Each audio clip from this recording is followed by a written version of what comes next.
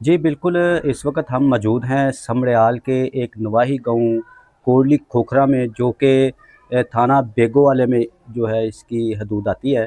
इस यहाँ पर इस इलाके में एक पिछले दिनों वाक़या हुआ हकीम बाबर के साथ, जिन्होंने सफदर नामी शख़्स जो है उन पे एक इल्ज़ाम लगाया कि उन्होंने उसको एज़ ए मेहमान जो है वो अपने घर पे बुलाया और उसके बाद उसको शरबत में मिलाकर ज़हर दे दिया गया। उसके बाद वो जो हकीम बाबर है वो हॉस्पिटल मुंतकिल किए जाते हैं। यहाँ से अपने घर जाते हैं, घर से जो है वो हॉस्पिटल मुंतकिल किए जाते हैं और उन्होंने वहाँ जाकर जो उनकी मुकम्मल जो डॉक्टर की टीम है उन्होंने ट्रीटमेंट की और डॉक्टर जो है उन्होंने भी उसके बाद फ़ौरन जो अपनी स्टेटमेंट दी, उसमें ये कहा है कि उनके मैदे में जो है कोई ज़हर जो है वो हमें मिला नहीं, लेकिन उसके बावजूद उन्होंने जो सैंपल है वो जो मेन लैब है उसमें भेज दिया रिपोर्ट के लिए। जब तक वो रिपोर्ट नहीं आती उस वक़्त तक वो फ़ाइनल जो है नहीं कर सकते। इस वक़्त हमारे साथ जो है सफदर नामी जो शख़्स हैं उनके भाई मलक सलीम साहब भी मौजूद हैं। आइए इन्हीं की ज़ुबानी सुनते हैं कि असल जो वाक़या, असल हक़ाइक़ हैं क्या, कि जो उन्होंने इल्ज़ाम लगाया वो किस हद तक सही हैं और किस हद तक गलत हैं। जी सलीम साहब बताइएगा कि जो सफदर नामी जो शख़्स आपके जो भाई हैं, उन पे जो इल्ज़ाम लगाया गया है हकीम बाबर की तरफ से, वो किस हद तक सही है? ये 100% गलत है जी। हकीम बाबर सफदर के पास रात को 8 बजे या 9 बजे आता है, ठीक है। परफेक्ट मुझे नहीं पता, मगर इस गांव में वो सुबह का आया हुआ है, ठीक है। उसके अकाउंट में टिकटॉक हैं, लहदा लोगों को मिला है टिकटॉक भी, उसने वीडियो भी अपलोड की हुई हैं। अच्छा, अब मसला जहाँ तक जो है ना जहर का, ये तो है ही नहीं, ये तो साबित हो गया है। जो है ना वो MS की सरपरस्ती में डॉक्टरों का 3 डॉक्टरों का बेंच बैठा है। उनमें उनने इब्तदाई रिपोर्ट इशू की है जिसमें यह साबित हुआ है कि किसी किस्म का भी हकीम को कोई भी जहर तो दूर की बात है, इसकी किसी भी किस्म की कोई किस्म जो है ना हकीम साहब को नहीं दी गई। अब मैं जहाँ तक ये समझता हूँ कि बाबर साहब ने ओवर खाना खा लिया, ओवर डोज ले लिया, या को अपना नुस्खा वगैरह को खाया, को आजमाया है, वो इनको उल्टा पड़ गया है, ठीक है जी। तो ये सूरत हाल है। तो इसलिए जो है ना मुकम्मल 100% जो है ना ये हम पे इल्ज़ाम है, और ये फेक जो है ना इन्हें व्यू हासिल करने के लिए जो है ना ये सारी कहानी जो है ना वो बनाई है। अच्छा सलीम साहब ये फरमाइएगा कि जो जूस उनको पिलाया गया है वो आपने घर में तैयार किया या बाहर से डिस्पोजेबल जैसे पैक जूस मिलते हैं वो वाला था? घर से सिर्फ खाली गिलास ला के, पहले जिस जगह पे ये बैठे हुए थे टेबल पे रखे हुए थे, 6 थे 8 थे, शीशे के गिलास के लिए गिलास थे। जूस बाजार से वो आया है, कंपनी का जूस था, बड़ी कंपनी का जूस था, डिस्पोजेबल था। वो इनने खुद खोला है, इनकी मौजूदगी में खोला गया है, इनके सामने जो है ना उसकी शेयरिंग की गई है गिलासों के अंदर, सब ने पी है, किसी को कोई मसला नहीं हुआ। और ये साफ कहानी आप देखें ना, जिस जगह पे ये बैठ के जूस पीते हैं वो कहते हैं कि मुझे उसी वक्त पता चल गया, मैंने अपनी बीबी को कहा कि नहीं पीना, जूस नहीं पीना, और वो भागी है छोड़ के।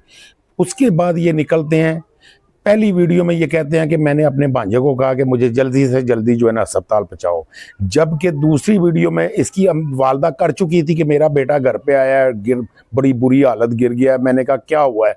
उसने कहा अम्मी मुझे सफदर ने जहर दे दिया है।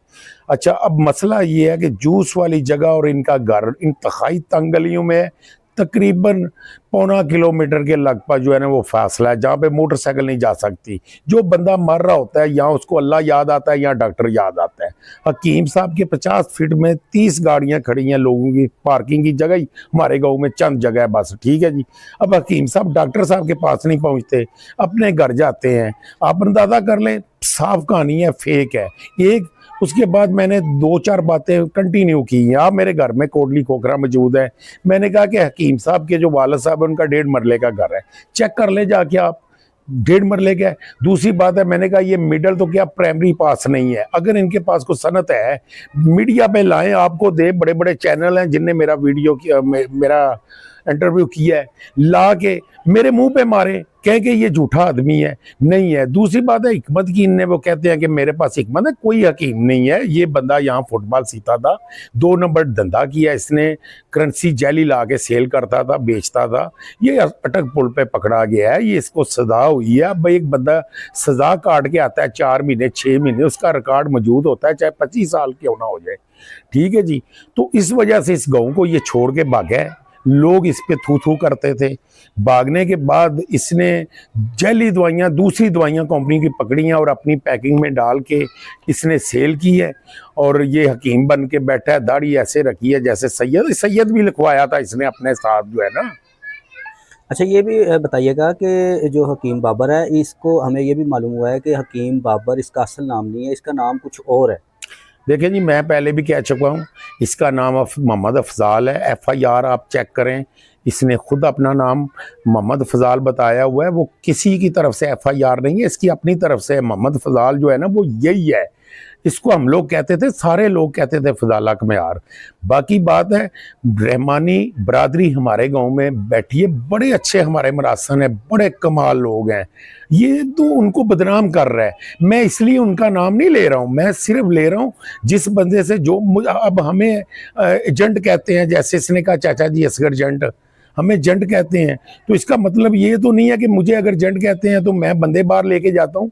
जो मक्कब जिस नाम से पहचाने जाते हैं, लोगों ने जो रखा होता है, इस लिहाज से इसका नाम रखा हुआ था फजाला कमियार। तो ये चीज़ है। अच्छा, इस कटिंग करो। अच्छा सलीम साहब, ये बताइएगा कि उन्होंने FIR जो है वो जी आपके भाई सफ्तर के नाम जो है वो जी दर्ज जी करवाई है। जी जी। तो पुलिस की तफ्तीश से आप किस हद तक मुतमिन है कि वो ठीक तफ्तीश कर रही है?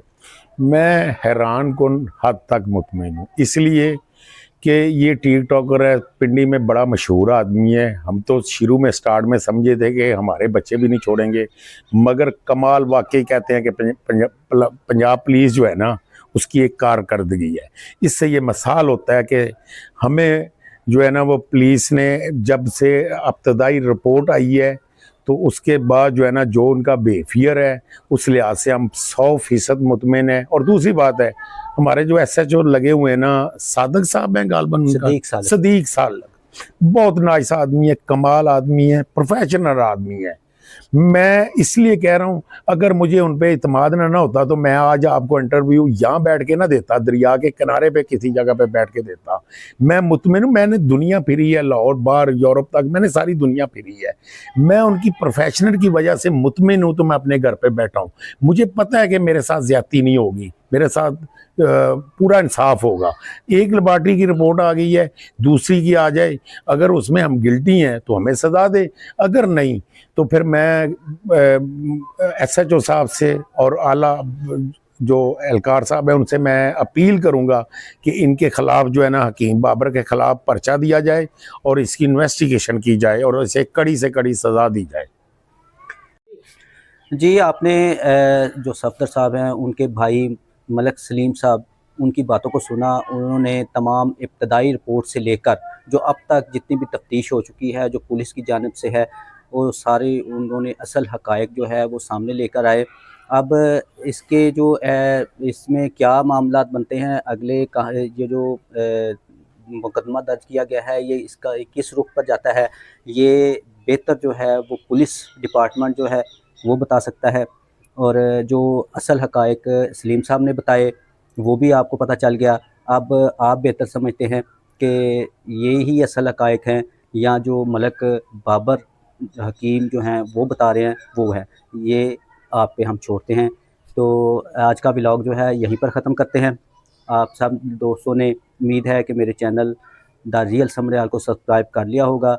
जिस दोस्त ने नहीं किया उससे रिक्वेस्ट है कि वो जल्द अज जल्द इसको सब्सक्राइब कर ले, ताकि आने वाली वीडियो जो है उसका नोटिफिकेशन उस तक जल्द अज जल्द पहुँच सके। अस्सलाम वालेकुम।